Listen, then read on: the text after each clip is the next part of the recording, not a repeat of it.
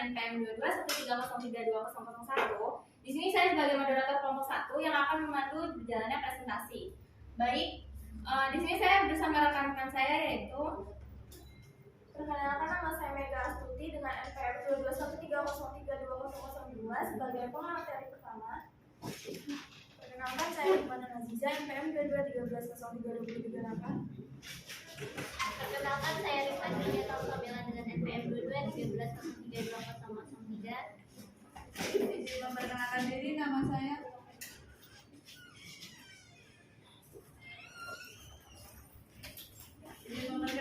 nama saya Rahma Isnawati dengan NPM 2213032020 sebagai presentasi keempat. Baik, izin perkenalkan diri, nama saya Novel Dafairi Akmal dengan NPM 2213032040. Di sini saya sebagai presentator. Sebentar. Ada yang lupa instruksinya? Izin memperkenalkan diri, nama saya Asifah Saliha dengan NPM 2213032039. Baik, kami akan mempresentasikan hasil kerja kami yaitu studi politik dan pendekatan dalam ilmu politik yang akan dijelaskan oleh rekan saya Mega.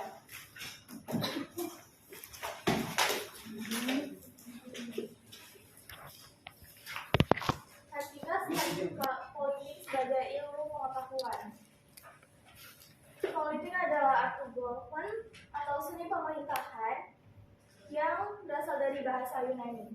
Ada rakyat sebagai pemegang kekuasaan tertinggi yang memberikan mandat kepada pemerintah untuk melaksanakan kebijakannya. Jadi dengan kata lain, studi politik mengkaji tentang persoalan kekuasaan yang rakyat itu memberikan wewenangnya kepada pemerintah untuk melaksanakan kebijakannya sesuai dengan konsekuensinya. Ada pokok pikiran yang ditulis oleh Aristoteles dalam buku The Father of Politics Thesis yang menulis buku tentang etnik dan politik, sedangkan Plato yang menulis tentang republik dan law. Dari kedua filosofi tersebut mengkaji tentang pendekatan kesejahteraan rakyat, yaitu ke bagaimana negara dan rakyat yang seharusnya bertindak bagi kebaikan dunia. Selanjutnya akan dibacakan oleh rekan saya Hikmah. Mengenal studi politik. Ilmu politik merupakan sebuah kegiatan di dalam sistem politik atau negara yang menyangkut proses untuk melaksanakan tujuan sistem tersebut. Politik telah lama diakui sebagai sebuah disiplin ilmu pengetahuan sosial yang berdiri sendiri, karena politik dinilai telah memenuhi kriteria sebagai disiplin ilmu dan perlu digarisbawahi bahwa salah satu syaratnya yaitu adanya objek karena bersifat umum dan merupakan topik yang dibahas secara global tentang pokok persoalan atau subjek matter. Sedangkan objek formal lebih bersifat khusus dan spesifik karena merupakan pusat perhatian atau focus of interest suatu disiplin ilmu pengetahuan. Fokus objek kajian ilmu politik menurut ahli yang pertama menurut Roger of Southall, yaitu ilmu politik kekuasaan dan pembagian pendudukan. Yang ketiga menurut Josque Michel, yaitu ilmu politik mempelajari pengambilan keputusan kolektif. Yang keempat menurut Hungerwell, yaitu ilmu politik menelaah tentang kebijakan pemerintah, proses dibentuknya ataupun akibat-akibatnya. Yang kelima menurut Roosevelt, yaitu ilmu politik mempelajari masalah siapa mendapat apa, kapan dan bagaimana. Baik, selanjutnya akan dibacakan oleh rekan saya Rifka. Objek kajian studi politik. Objek adalah sesuatu yang menjadi pokok pembicaraan. Objek merupakan apa yang akan diamati, diteliti, dipelajari, dan dibahas. Di sini ada 4 objek kajian studi politik, yaitu yang pertama negara, kedua kekuasaan, ketiga kompromi dan konsus, dan yang keempat yaitu pembagian dan alokasi. Menurut Roger F. Sultan dalam bukunya Introduction to Politics mengatakan bahwa ilmu politik mempelajari negara, tujuan-tujuan negara, dan lembaga-lembaga yang akan melaksanakan tujuan-tujuan itu. Hubungan antara warga negara serta hubungan negaranya. Kekuasaan. Kekuasaan di sini merupakan fokus perhatian dari studi politik. Seorang sarjana ilmu politik tertuju pada perjuangan untuk mencapai kekuasaan, mempertahankan kekuasaan, melaksanakan kekuasaan, atau pengaruh atas orang lain, atau menentang pelaksanaan kekuasaan itu sendiri. Kompromi dan konsensus. Politik dianggap sebagai suatu cara untuk menyelesaikan sebuah konflik atau resolusi konflik melalui kompromi dan negosiasi dibanding melalui kekuatan atau aplikasi kekuasaan secara nyata menurut Bernard Crick dalam In Defense of Politics tahun 1993. Pembagian dan alokasi.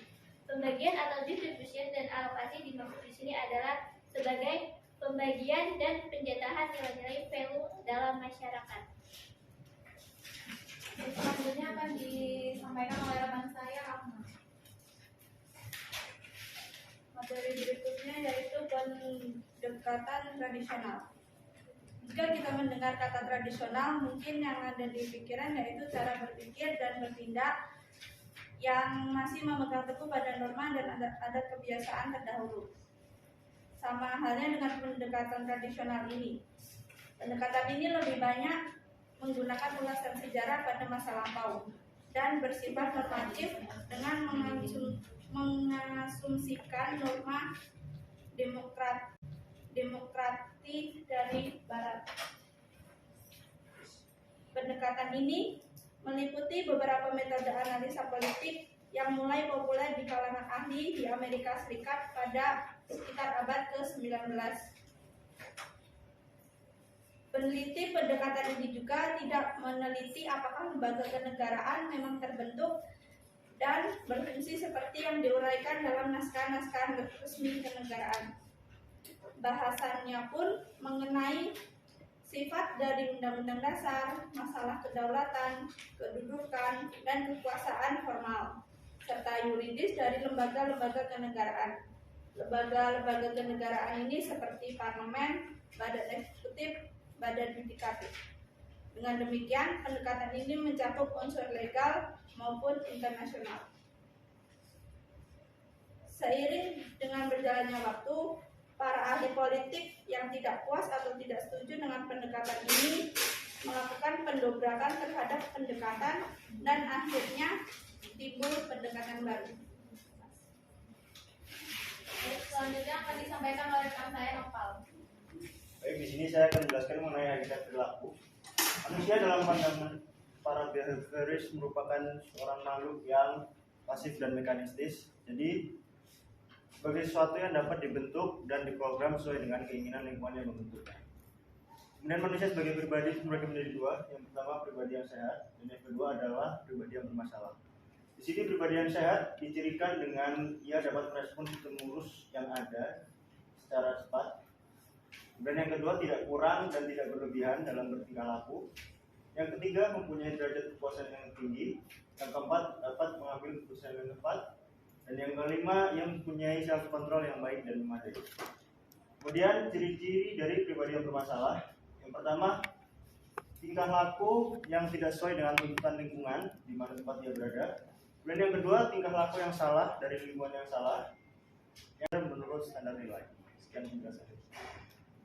Baik, selanjutnya akan dijelaskan oleh rekan saya, Asiham. Baik, materi selanjutnya, pendidikan pasca perilaku. Pendekatan pasca perilaku, the post behavioral approach. Pendekatan ini dapat dikarakterisasikan sebagai post behavioral. Pendekatan ini bahaya yang muncul dari penekanan post ini adalah bahwa setiap individu yang diberikan dapat disesuaikan sejauh pengaruh ia dapat mengubah struktur sosial dan ekonomi. Orientasi terkait dengan administrasi publik adalah masalah baru dengan hasil kebijakan pemerintah. Sekian. Baik.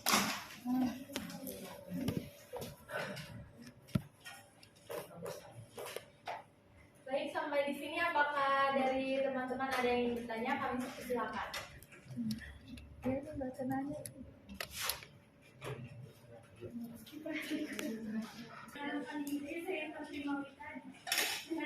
221-203-204. Saya ingin bertanya mengenai kaitan ilmu politik.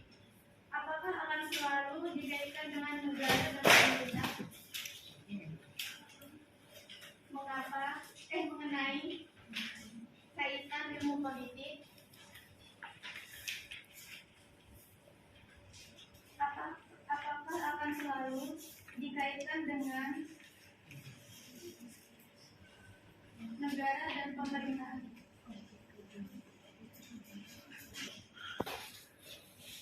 Sebelumnya izin memperkenalkan diri, saya Novia Imani Putri dengan SPM 2213036. Saya ingin bertanya, bagaimana bisa kekuasaan menjadi pusat fokus dalam objek ilmu politik? Ya, terima kasih. Bagaimana bisa kekuasaan menjadi pusat fokus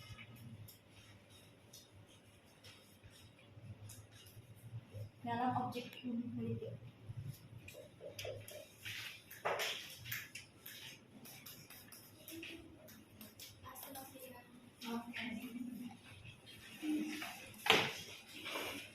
Sebelumnya izin memperkenalkan diri, nama saya Adi Kurnia Saputra dan angkatan 2013-03-2016. Di sini saya ingin bertanya, apa sih yang menjadi pembeda antara ilmu politik dan ilmu negara? Terima kasih Adi.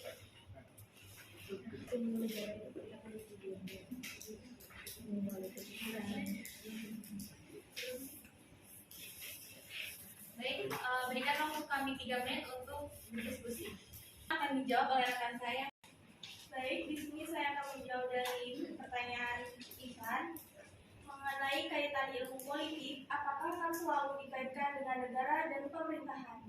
Jawabannya, ilmu politik tidak selalu berkaitan dengan negara dan pemerintahan. Ilmu politik dapat juga diterapkan untuk menganalisis hal-hal di luar sistem negara dan pemerintahan. Contohnya seperti melihat pola kehidupan dalam masyarakat, lingkungan sosial maupun organisasi masa pada umumnya. Terima kasih. Selanjutnya pertanyaan dari Novia akan dijawab oleh rekan saya. Baik, di sini saya akan menjawab pertanyaan dari Novia. Bagaimana bisa kekuasaan menjadi pusat fokus dalam objek ilmu politik? Kekuasaan menjadi fokus perhatian utama dalam studi ilmu politik. Dikatakan demikian karena kekuasaan dan politik adalah satu kesatuan yang tidak dapat dipisahkan, di mana politik adalah salah satu bentuk untuk memperoleh kekuasaan, how to get the power. Ketika kita membicarakan politik, maka sebenarnya kita membicarakan sebuah strategi bagaimana kita bisa meraih kekuasaan. Kekuasaan adalah energi yang dimiliki oleh seseorang atau kelompok untuk memutuskan tujuannya yang ingin dicapai. Kekuasaan dalam politik ini artinya menghimpun dan menempatkan energi setiap orang dalam kelompok untuk memperoleh kekuatan dalam memuluskan dan mencapai tujuannya yang dihendaki seseorang tersebut. Terima kasih. Selanjutnya pertanyaan terakhir.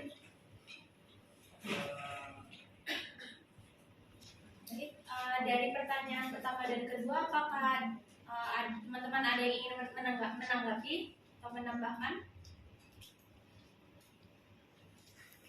Oke, sebelumnya terima kasih atas waktu yang sudah diberikan. Saya Aisyah Suciningrum, NPM 2213032024, akan menambahkan sedikit jawaban dari pertanyaan Novia, di mana kekuasaan bisa menjadi objek politik. Seperti yang sudah dijelaskan rekan Rifka, bahwa tadi di PowerPoint itu sudah tertera bahwasanya objek kajian politik adalah negara, kekuasaan, kompromi, pembagian, dan alokasi. Jadi di mana yang sudah dijelaskan dan sudah dipaparkan tadi seharusnya bisa dikaji terlebih dahulu sebelum bertanya.